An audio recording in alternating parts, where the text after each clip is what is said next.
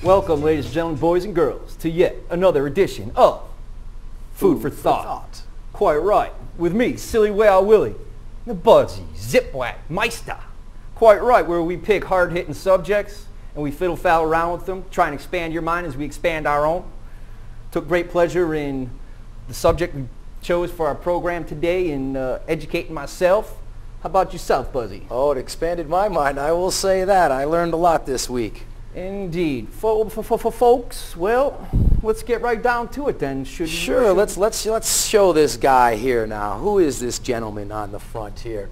You ever seen that there symbol or No, icon actually, that was before? the first time today, actually, that I came across, or you showed me that one, you know, and I never quite saw that. In my detailed research, folks, for the program, we came up with the Happy Man. Also known, well, he was originally known as the Happy Man, and he was changed to the Happy Human. And so have any of you seen this symbol anywhere out there in the world? Well, pay attention. And now that we're going to educate you on the subject, well, perhaps you'll see this prop up somewhere, and you'll be going, oh, yeah, those kooky guys there on Nutmeg were talking about that there. Well, the Happy Human, basically, folks, is the official symbol of the International Humanistic and Ethical Union. That's the IHEU. That's the acronym for that there, the International Humanist and Ethical Union, a world body for humanism. Okay? And it has been adopted by many humanist organizations and individuals worldwide. And this was a symbol that was chosen in the 1960s. And there's an extensive international network of humanist groups, organizations working for a similar cause.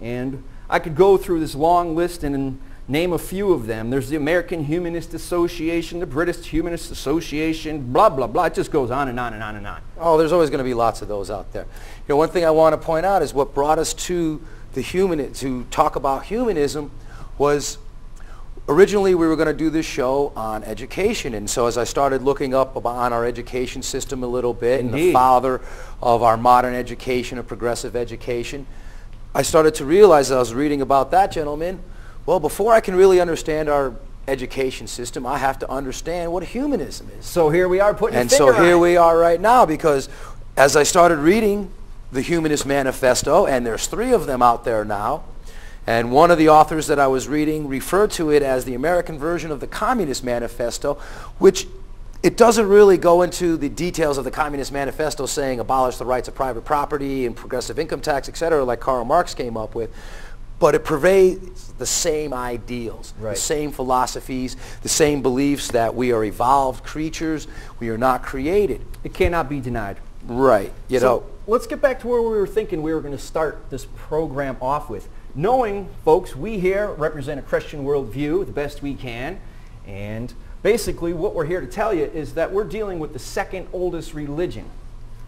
And, yes, we are. and that is humanism, folks. And that goes right back into Genesis, where good old Lucifer was telling Eve, if that go ahead. if you eat from the apple, you will be like God. Right. That you no longer need God. Indeed. Because And- at its root, what is humanism? You know? Mhm. Well, you know, amongst all this reading about humanism and everything, and I will agree with it where it said it's okay to disagree with God. And absolutely, that's one of the things that God gave us free will. He gave us the choice to turn away from him. Of course, one thing that we don't like is the accountability for that choice. Now, that's a big factor what's going on today, especially when you look at our society, a bunch of sue-crazy people all the time. You know, we're always looking to make somebody else responsible for our actions instead of being accountable for ourselves. Right. And so that was one of the big things that kind of jumped off at me when I was reading about, what a humanist is and what some of their creeds are. Well, let's see. The Encyclopedia of Philosophy defines humanism as any philosophy which recognizes the value or dignity of man and makes him the measure of all things, or somehow takes human nature, its limits, or its interest at its theme. Now, it's interesting when you look back at the history of humanism. It goes throughout all history. I think that the first time humanism really culminated, you look at the Tower of Babel. Oh, look what man could accomplish. Look what man can accomplish, without God. And basically, as history repeats itself, now the world through telecommunications and fiber optics has come to a point, at that point, according to the biblical text, at Babylon is where God created all the new tongues and dispersed the people and new nations, and he kind of slowed down human progress by giving them the different languages. So here we are at a time in history now, especially in our generation and our parents' generation, where we have these humanist manifestos being laid out. Yeah, we've overcome the communication barriers, our language. We Where- now have translators. Right.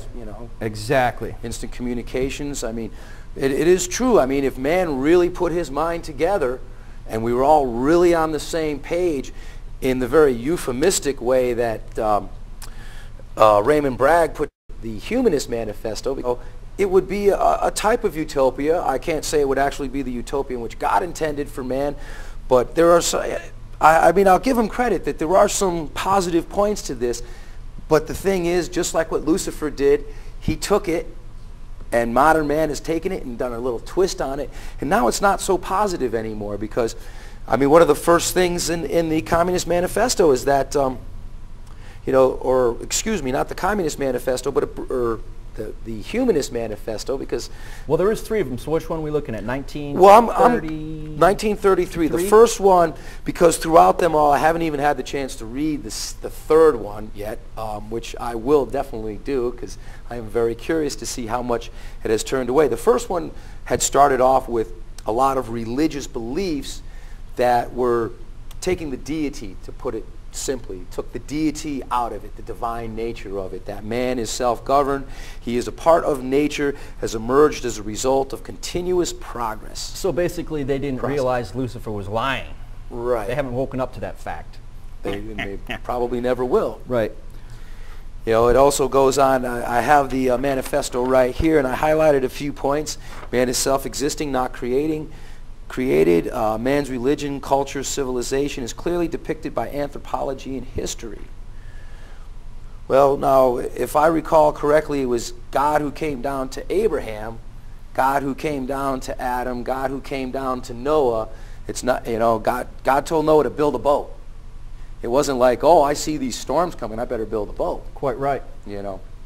And so, as far as man's religion being self-developed, I think that's man's way of trying to discount religions so that they can say, oh, well, it's just, man throwing rocks at the moon, so they were just acting out of ignorance.